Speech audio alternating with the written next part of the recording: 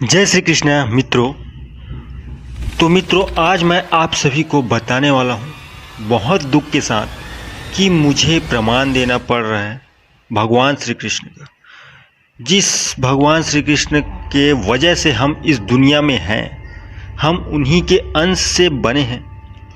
तो आज इस कलयुग में कुछ तुच्छ मूर्ख लोगों के वजह से आज मुझे ये वीडियो बनानी पड़ रही है। बहुत दुख के साथ मैं कहने वाला हूँ कि मुझे भगवान श्री कृष्ण के प्रमाण देने पड़ रहे हैं वीडियो के माध्यम से। अब उन मूर्खों के बारे में आप लोग तो जानते ही होंगे, जो कि एक नास्तिक नाम दे दिया गया है। इनको नास्तिक नहीं, इन्हें बहुत ही घटिया, मूर्ख और गधा कहना चाहिए।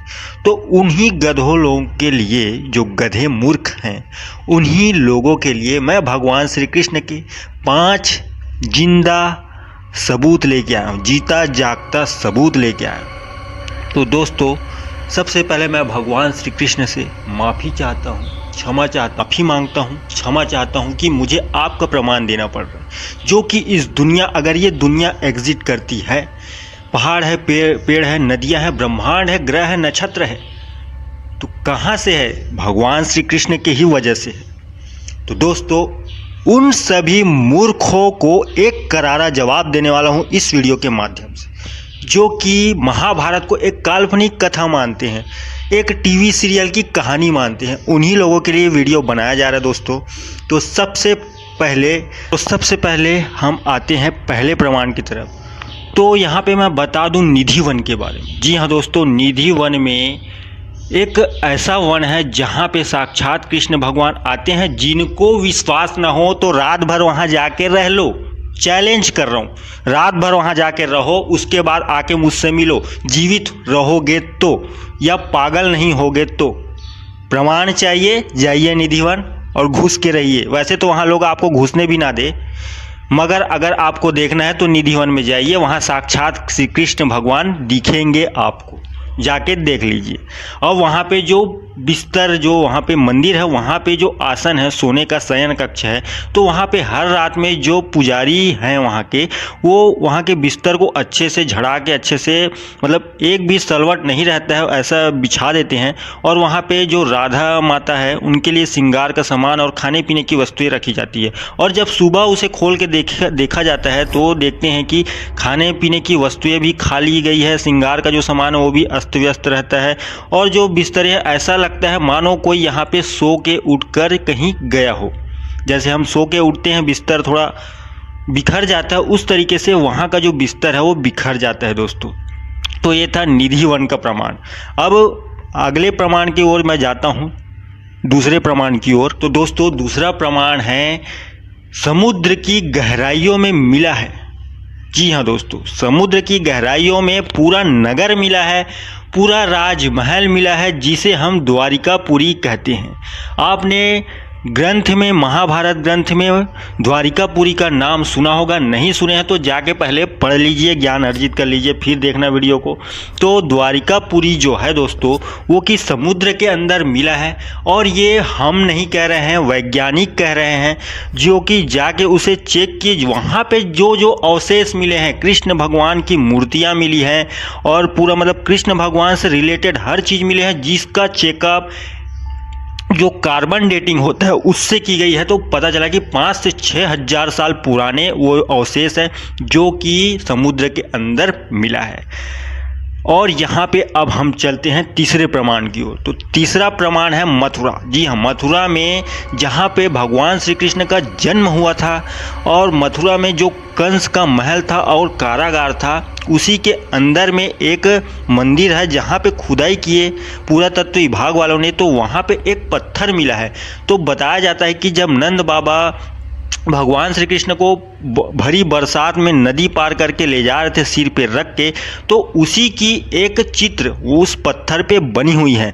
और आप मानोगे नहीं, जब उस पत्थर को चेक किया गया, जो कि 5 से 6 हज़ार साल पुरानी पाया गया, कार्बन डेटिंग से पता चला है। अब आप बोलेंगे इतना साल पुराना है तो ये तो नष्ट हो जाना चाहिए, अभी तक कैसे है? तो भाई मेरे, यहाँ पे डायनासोर के प्रमाण हैं, जो कि करोड़ों साल पुराना बताया गया है, लाखों साल पुराना बताया गया है, उसके प्रमाण है। तो इसके प्रमाण तो मिलना स्वाभाविक है।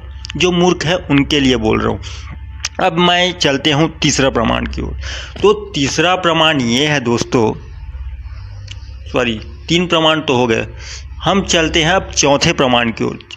हाँ तो दोस्तों, चौथे प्रमाण की ओर जाने से बता दूं कि जब भगवान श्री कृष्ण के भगवान विष्णु के ही अंश हैं, अंश ना कहे उनका रूप ही है, भगवान विष्णु के ही रूप है भगवान श्री कृष्ण। और जब वो बैकुंठ वापस गए उसके बाद से इस कलयुग का प्रारंभ हुआ है, ये पाप का जो युग है उसका आरंभ हुआ है। और ये भी कहा जाता है कि जो भगवान श्री कृष्ण को मानने वाले हैं, दिल से पुकारने वाले हैं, भक्ति करने वाले हैं, उनको सीधे सीधे बैकुंठ की प्राप्ति होती है। वो बैकुंठ में वास करते हैं और जन्म मरण का जो चक्र है उससे वो मुक्त हो जाते हैं। तो चौथा प्रमाण है गीता शास्त्र। जी हाँ, जो गीता, जो कि भगवान श्री कृष्ण ने अर्जुन को कहा था, तो जो गीता में जो बात लिखी हुई है ये किसी इंसान को लिख पाना असंभव है। मैं पूरे वैज्ञानिकों को चैलेंज करना चाहता हूँ, हर किसी इंसान को चैलेंज करना चाहता हूँ कि अगर आप में दम है तो आप एक गीता के जैसे ही पुस्तक लिख के दिखाइए। जो जो बातें उसमें, जो जो ज्ञान लिखा गया है, ऐसे ऐसे श्लोक है जिसका अगर अर्थ निकालना जाए तो एक एक श्लोक का एक एक ग्रंथ बन जाएगा। इतनी सारी बातें गीता में लिखी हुई है और ये असंभव है कि ये कोई इंसान कह सकता है या लिख सकता है। ये तो भगवान के मुख से निकला हुआ ज्ञान है जो कि हम आज गीता शास्त्र के रूप में पढ़ते हैं। और एक ग्रीक सभ्यता के राजा थे जिन्होंने, आज से बहुत साल पहले की बात है, ग्रीक में एक सिक्के पाए जाते थे। वहाँ की जो मुद्रा होती थी उसमें भगवान श्री कृष्ण की छवि उकेरी गई है। आप उस सिक्के को ध्यान से देख सकते हैं। वहाँ पे जो भगवान का जो छवि है, जो राजा का छवि है, उसमें एक हाथ में चक्र पकड़ा हुआ है और तलवार लगाए हुए हैं। ये हूबहू भगवान श्री कृष्ण ही हैं क्योंकि उन्हीं के हाथ में चक्र था उस समय। तो इससे भी ये पता चलता है कि जो भगवान श्री कृष्ण ये पूरे विश्व में, उस समय पूरे विश्व के राजा हुआ करते थे और जिन्हें हर कोई मानता था। आज भले हमारा धर्म जाति अलग अलग हो गया है, मगर पहले सनातन धर्म ही एक धर्म था और सभी भगवान श्री कृष्ण को ही मानने वाले थे। तो इससे सिद्ध होता है दोस्तों, मैंने आज प्रमाण दे दिया। अब मानो या ना मानो ये आपकी मूर्खता है, जो है वो तो रहेगा ही, आपके मानने नहीं मानने से वो बदल नहीं जाएगा। आपको अपना जवाब देना चाहिए कि आप इस दुनिया में पैदा हुए तो किस लिए हुए हो, आपका क्या काम है, किस लिए। अपने आप को खोजो। भगवान को खोजने से कोई फायदा नहीं है। खोजना है तो अपने अंदर को खोजो कि आपका जन्म किस लिए हुआ, किस उद्देश्य से हुआ है, उसको खोजो। तो अगर मेरी वीडियो पसंद आई तो प्लीज़ वीडियो को लाइक कर देना और ऐसी ही ज्ञानवर्धक बातें सुनने के लिए, देखने के लिए, रहस्यमयी वीडियो देखने के लिए मेरे इस चैनल SRS ज्ञान को सब्सक्राइब करके बेल आइकन दबा देना और फेसबुक पर देख लो फेसबुक पेज भी लाइक कर देना। तो मुझे आज के लिए विदा दीजिए। आपका दिन शुभ हो। जय श्री कृष्णा। हर हर महादेव।